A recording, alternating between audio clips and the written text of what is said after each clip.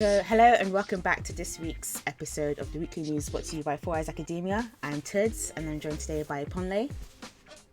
Yo. And Chris. Yo. So let's get right into it. So the first piece of news comes by way of the Anime News Network. So they tweeted on March 28th, the Crunchyroll merger has created the largest and most powerful anime company outside of Japan. Yet pay rates for dubbing are among the lowest in the acting business, and the problem is even worse in anime. So this kind of took off because a well-known voice actor, Joe Zieja, I don't know if either of you played Fire Emblem Three Houses. So he voiced Claude or Khalid.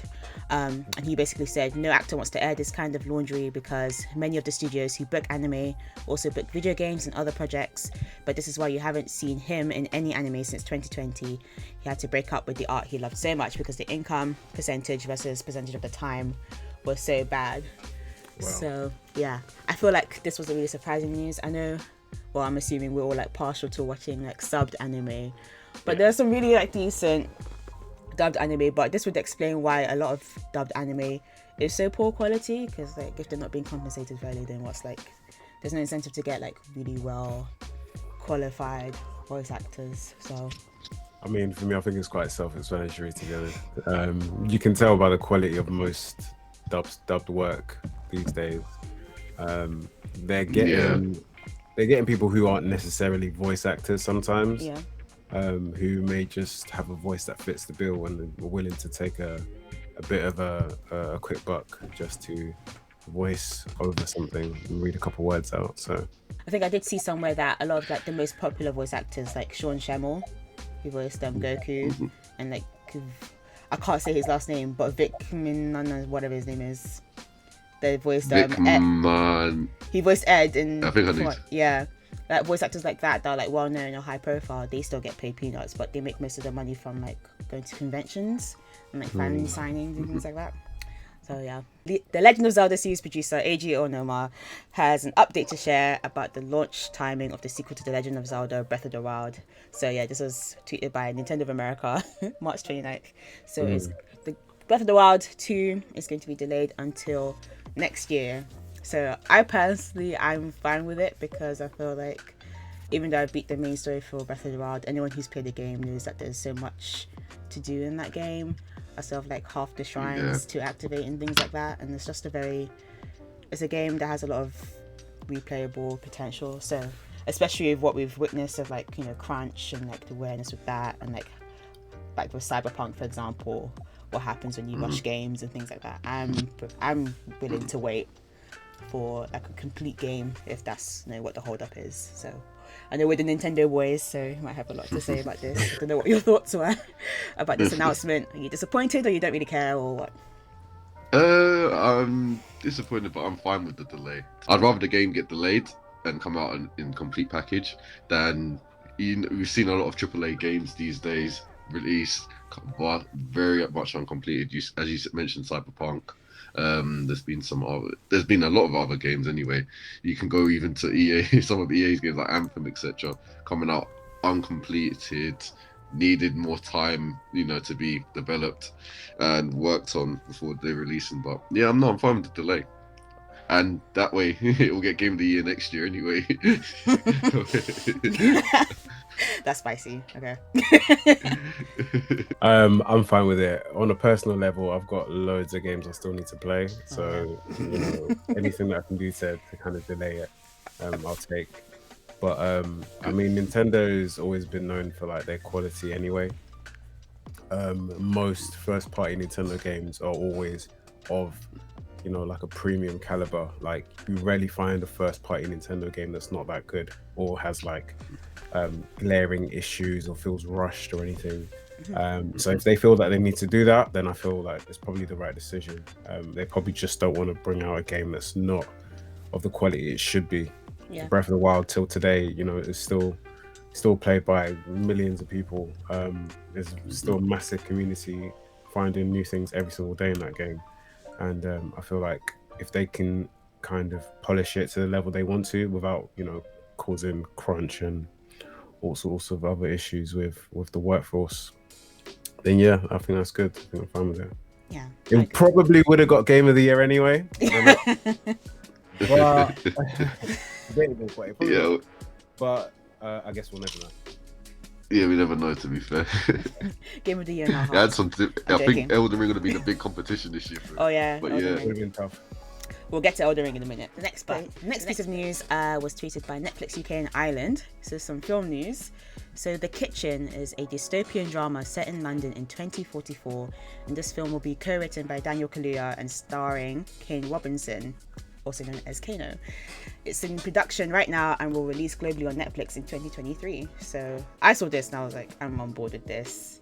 You know, I feel like this is going to be a really good watch. Like, even if it's not going to be a good watch, it's going to be a good watch. So I don't know what your thoughts were when you saw this announcement.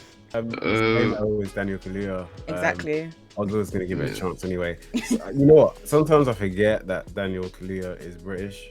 Why? I don't know. I just forget. I think it's because he's been so Hollywood Yeah. for so long now. That's where the work is, isn't it? So, But yeah, no, I think Yeah. it's great, and I feel like, especially with Kano, it's nice to see how he's, you know, progressing in his career, going from being, you know, a top level grime artist to, you know, being a kind of an accomplished actor to even writing his own film. So it's quite nice to see. yeah, that's really exciting. Yeah, I agree. Kano, I actually like Kano as an actor, man. I think I like He's to a see, great actor, and yeah. now I'd like to see him in more projects like this. So I'm looking forward to it, actually, Yeah. to seeing it. Usually I'm not interested in like Netflix movies that everyone's talking about. I'm just kind of like, people get like, I've got swept up in the Yeah. hype before. I'm just kind of like, that was fun on Twitter and stuff, but looking back, it was actually kind of min.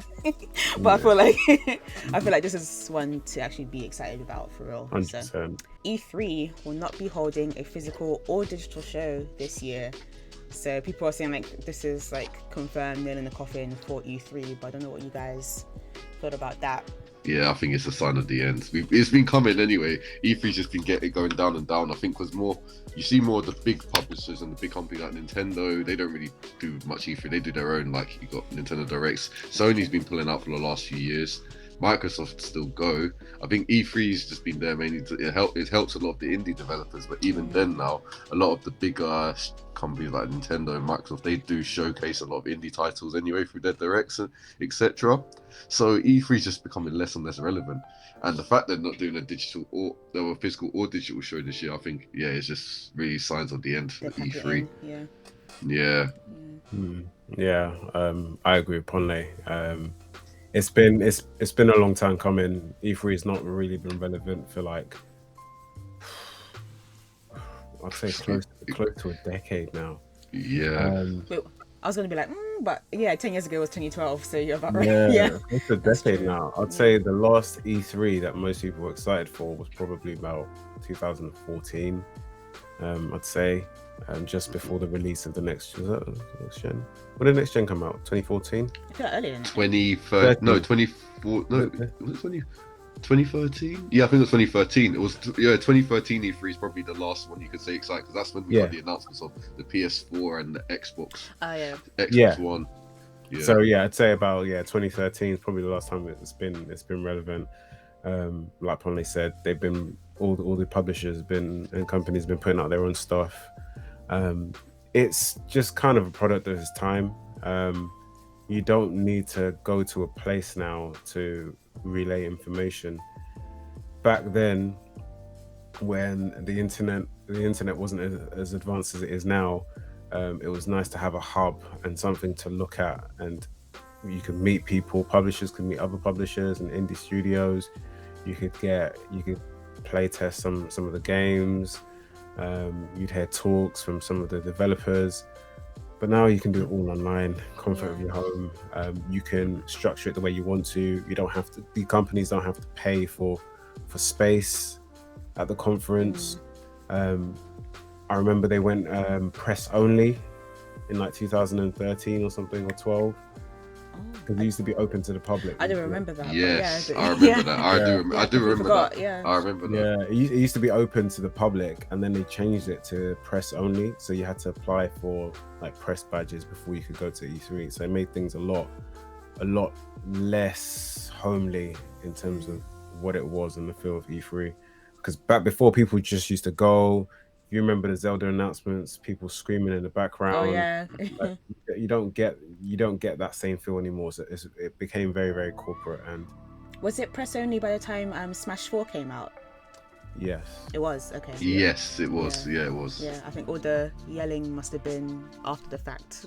People covering it. No, not so the best. Yeah. So people don't really remember much of Smash at E3. What people remember is the reactions from YouTubers, Yeah, exactly. and social media personalities. And yeah, for me, that speaks volumes about where E3 was going. I mean, I'm surprised. I don't know what it is at this moment in time. If you don't have a digital or physical conference, what do you actually have?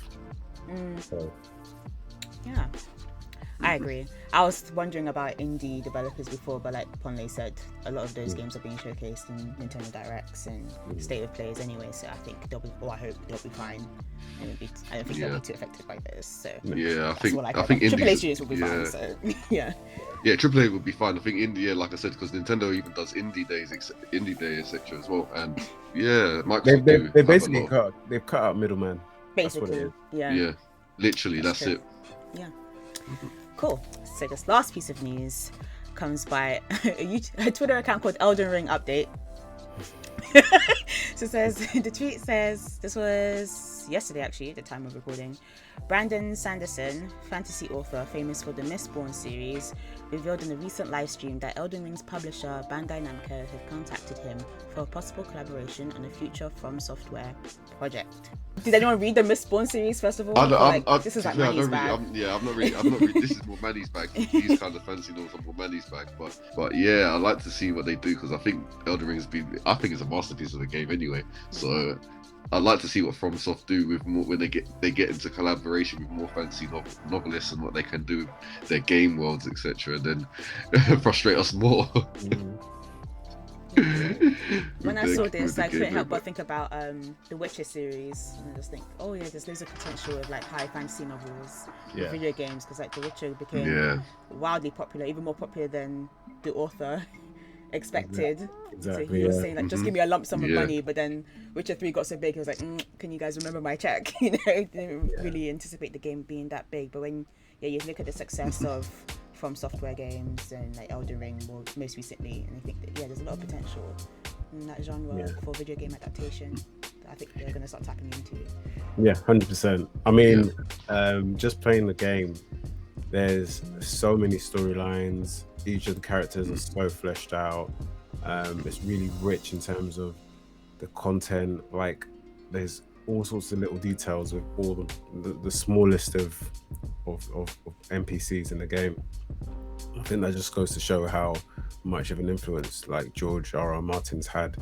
So I guess if you can get another top fantasy novelist in the ranks, I don't know if it'll be DLC, I don't know if it'll be a sequel, but it could be interesting to see what kind of ideas they have and what kind of things they want to integrate with the game. So yeah, more for it. That's it for this week's news. At us on Twitter, that's where we're most active. Let us know your thoughts on the news that we've covered. Let us know in the comments of the video, and we'll see you next week. Bye. Bye. Bye.